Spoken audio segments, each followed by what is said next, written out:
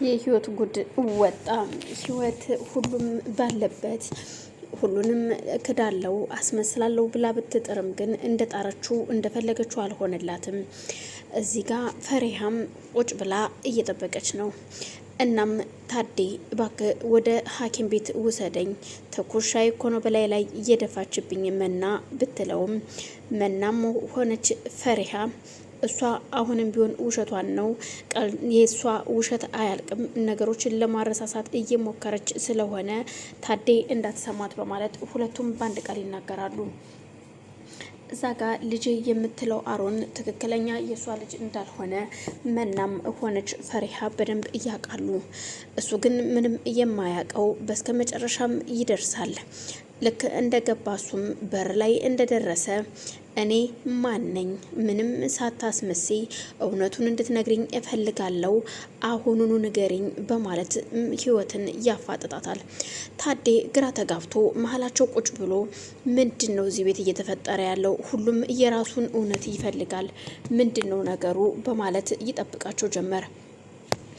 አዎ ቆይ ምንድነው የሰማኸው? ምንድነው የሆንከው ልጅ አሮን ብትለውም ልጄ እንዳትይኝ፣ እኔን ምንድነው እያደረግሽው? ምንድነው እየተፈጠረ ያለው? እውነቱን እንድትነግሪኝ ይፈልጋለሁኝ። ምንድነው እሱ በማለት ቢጠይቃትም እኔ ማን ነኝ? ስለ ማንነቴ ግልጽ አድርገሽ ልትነግሪኝ ትችያለሽ ወይ? አሁኑኑ ንገሪኝ ሲላት ህይወትም ከተቀመጠችበት ተነስታ ልጅ አሮን ምን ሆነ ነው? በሰላም ነው ወይ እንደዚህ የምትሆነው? ትለዋለች።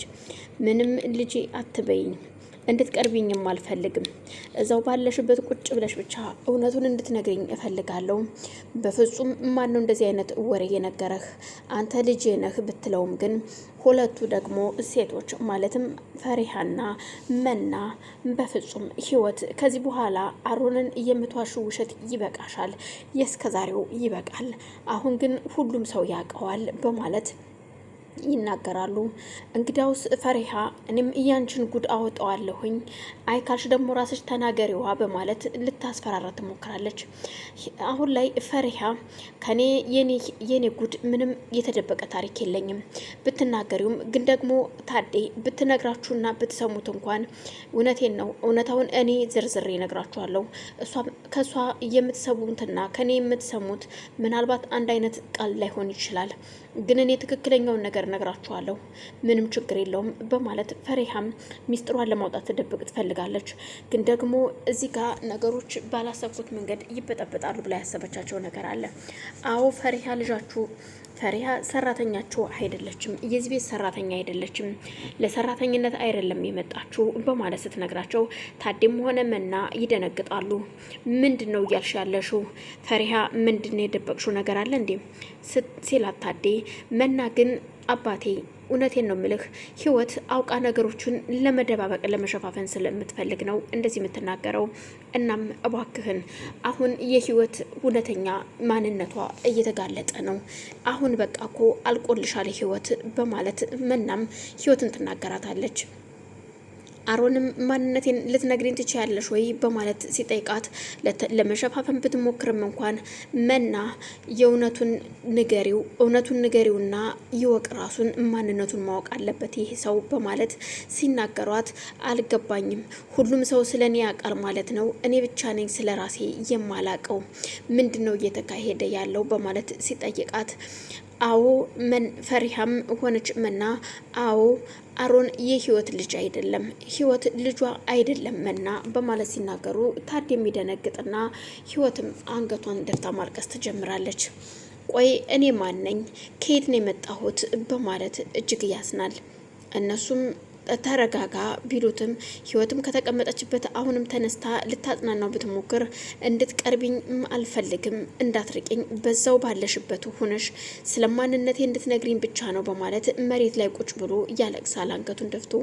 በስከ መጨረሻም ታዴ ከተቀመጠበት ተነስቶ ልጅ አሮን አይዞህ ተነስ፣ አንተ አሁን ትልቅ ልጅ ነህ፣ ወንድ ነህ፣ ወንድ ደግሞ እንደዚህ መሆን የለበትም፣ ቆፍጣና ጎበዝ ታታሪ ልጅ ነው መሆን ያለበት በማለት ይነግረዋል። አልገባኝም፣ ምንድን ነው አዎ እንደዛ ነው መሆን ያለበት ልጄ፣ ጠንካራ ሁን፣ በልተነሳ ሁን፣ ከዚህ ከመሬት ላይ አታልቅስ በማለት አንስቶ ወደ መኝታ ቤቱ ይወስደዋል።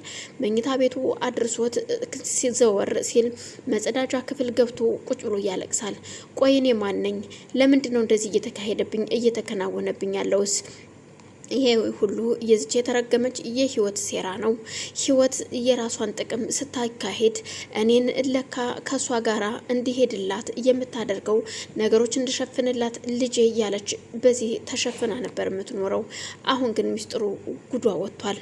አሁንም የማንነት ጥያቄን አላቆምም እጠይቃለሁ በማለት እያለቅሳል። ወይኔ እኔ ማነኝ እያለ ጩሆ ሲያለቅስ አሁንም ታዴ ይሰማዋል።